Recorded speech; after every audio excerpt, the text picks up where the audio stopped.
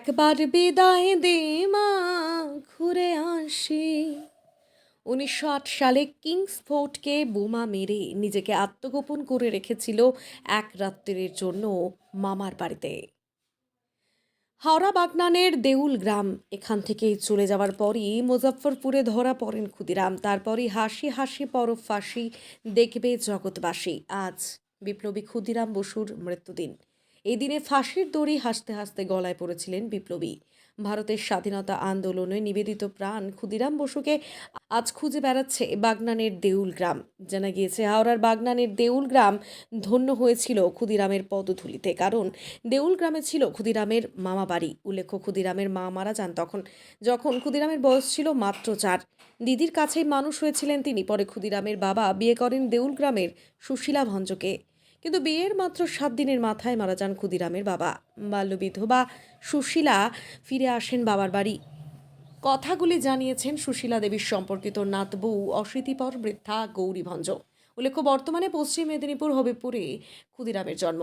ত্রৈলোক্যনাথ বসু এবং মা লক্ষ্মীপ্রিয়া দেবী।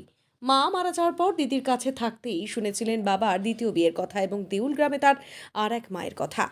১৯৭১ সালে সুশীলা মারা যান। কিংসফোর্ট মামলায় অভিযুক্ত ক্ষুদিরাম আত্মগোপন করতে সৎমা সুশীলার কাছে এসেছিলেন। সুশীলা দেবী ও এলাকার কয়েকজন রাজি হননি সেদিন। রাতে মাটি গুদামে কাটিয়ে কাক ভরে ফিরে যান ক্ষুদিরাম। পরে ব্রিটিশের হাতে ক্ষুদিরামের ফাঁসি হয় আজকের দিনে। সেই প্রথম ও শেষবারের মতো মামাবাড়ি বাগনানে দেউল গ্রামে এসেছিলেন ক্ষুদিরাম, কিন্তু মৃত্যুদিনেও ক্ষুদিরামকে তেমন করে স্মরণ করেনি তার মামার বাড়ি। বাস্তবিক এখানে ব্রাত্য বীর শহীদ, যদিও ওয়াকিবহল মহল দাবি করছে স্মারক তৈরির। বিষয়টি নিয়ে ইতিমধ্যে আশ্বাস দিয়েছেন বাক্সিহাট গ্রাম পঞ্চায়েতের উপপ্রধান সুপ্রিয় সিংহ।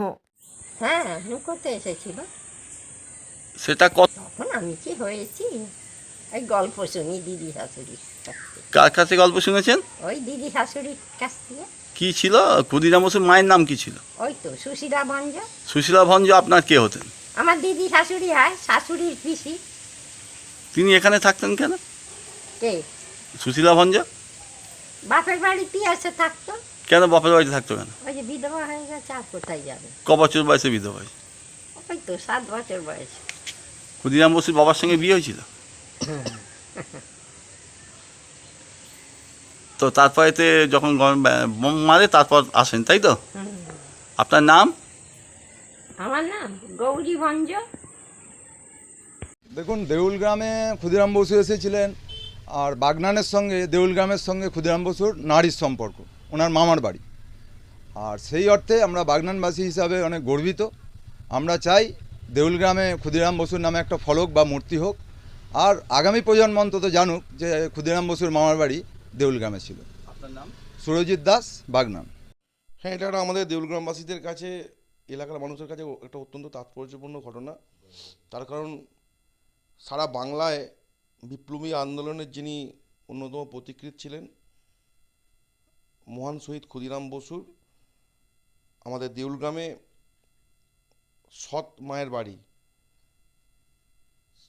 ক্ষুদিরাম বসু যখন বিপ্লবী আন্দোলনরত আছেন, সেই সময় সোনার বাংলা শীর্ষক একটা পত্রিকা হেমচন্দ্র কানুনগোর নেতৃত্বে বিপ্লবী সত্যেন্দ্রনাথ বসুর সহযোগিতায় ক্ষুদিরাম বসু বিলি করেছিলেন। সেই সময় ব্রিটিশ পুলিশ তাকে তাড়া করেছিলেন এবং পরবর্তীকালে ক্ষুদিরাম বসু পুলিশের হাত থেকে বাঁচার জন্যে আমাদের দেউল গ্রামে এক রাত্রি কাটিয়ে গিয়েছিলেন। এটা আমরা ছোট থেকে শুনেছি। এবং তার সৎমা সুশীলা ভঞ্জ, তিনিও দীর্ঘদিন দেউল গ্রামে ঘোষপাড়ায় তার বাড়িতে থাকতেন। এটাও আমরা আমাদের ছোটোবেলায় শুনেছি, তাদের বাড়িটাও আমরা দেখেছি। এখন কি ভাবছেন তার সেই জায়গাটাকে নিয়ে? দেখুন, এটা একটা আমাদের কাছে খুবই গর্বের বিষয়। আমরা গ্রামবাসীরা আলোচনা করেছি আগামী দিনে যাতে ওই জায়গায় বিপ্লবী ক্ষুদিরাম বসুর নামাঙ্কিত কোনো সৌধ বা একটা যদি ছোটোখাটো সংগ্রহশালা করা যায়, আমরা সেটা আলোচনা করেছি। আগামী দিনে সেটা আমরা ওখানে তৈরি করব। আপনার নাম? আমার নাম সুপ্রিয় সিংহ, উপপ্রধান, বাক্সিহাট গ্রাম পঞ্চায়েত।